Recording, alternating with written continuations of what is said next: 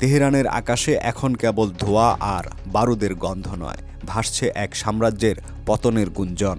যে দেয়াল ৫ দশক ধরে অভেদ্য ছিল, তাতে কি তবে ফাটল ধরেছে? একদিকে রিয়ালের রেকর্ড পতন, অন্যদিকে রাজপথে ক্ষুব্ধ তারুণ্যের গগনবিদারী চিৎকার।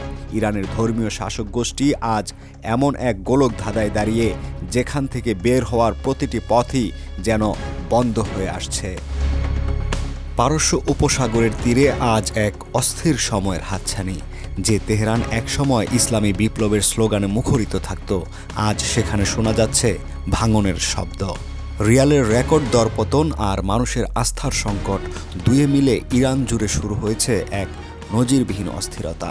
কিন্তু প্রশ্ন হলো, ৫ দশকের এই লৌহ কঠিন শাসন ব্যবস্থা কি এবার সত্যিই ধসে পড়বে, নাকি বারবারের মতো দমন পীড়নের আড়ালে টিকে যাবে? গাজা নয়, লেবানন নয়, প্রাণ আমার ইরানের জন্য।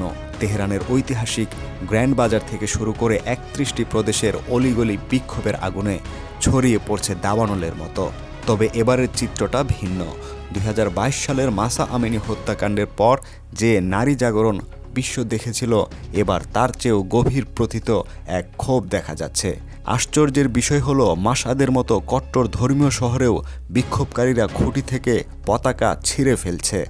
গোনাবাদে মাদ্রাসা থেকে ছাত্রদের বেরিয়ে বিক্ষোভে যোগ দেওয়ার ভিডিও, যা যাচাই সাপেক্ষ এক ভয়াবহ সংকেত দিচ্ছে। বিদ্রোহের সুর এবার খোদ আধ্যাত্মিক দুর্গের ভেতরে। আঞ্চলিক ক্ষমতার তাসের ঘর। ইরান একসময় মধ্যপ্রাচ্যের দাবারু ছিল, কিন্তু সিরিয়ায় বাশার আল আসাদের পতন, লেবাননে হিজবুল্লাহর কোমর ভেঙে যাওয়া এবং ইসরায়েলের একের পর এক নিখুঁত হামলায় তেহরানের প্রক্সি নেটওয়ার্ক এখন তাসের ঘরের মতো ভেঙে পড়ছে। সাধারণ ইরানিরা এখন প্রকাশ্যে প্রশ্ন তুলছেন, নিজেদের পেটে খাবার নেই, অথচ কেন আমরা বিদেশের যুদ্ধে বিলিয়ন ডলার ঢালছি? সীমান্তের ওপারেও ঘনিয়ে আসছে কালো মেঘ। মার্কিন প্রেসিডেন্ট ডোনাল্ড ট্রাম্পের সাম্প্রতিক সোশ্যাল মিডিয়া পোস্ট যেন ফুটন্ত কড়াইয়ে ঘি ঢালছে। আমরা সজ্জিত এবং পদক্ষেপ নিতে প্রস্তুত। ট্রাম্পের এই রহস্যময় বার্তা কি ইরানের ওপর সরাসরি সামরিক হস্তক্ষেপের ইঙ্গিত? অন্যদিকে ইসরায়েলি প্রধানমন্ত্রী বেনিয়ামিন নেতানিয়াহু এই বিক্ষোভকে সিদ্ধান্তমূলক মুহূর্ত হিসেবে ঘোষণা করে আগুনে হাওয়া দিচ্ছেন। তবে ইরানের সাধারণ মানুষ কি বিদেশি বুটজুতো নিজেদের মাটিতে দেখতে চায়? ইস্পানের এক যুবকের কণ্ঠে ঝরে পড়ল সেই শঙ্কা। আমরা শান্তি চাই, কিন্তু আর কোনো সামরিক হামলা চাই না। খামেনির সামনে কি কোনো সেফ এক্সিট আছে? ৮৬ বছর বয়সী সর্বোচ্চ নেতা আয়াতুল্লাহ আলী খামেনি তার শাসনের কঠিনতম পরীক্ষা দিচ্ছেন।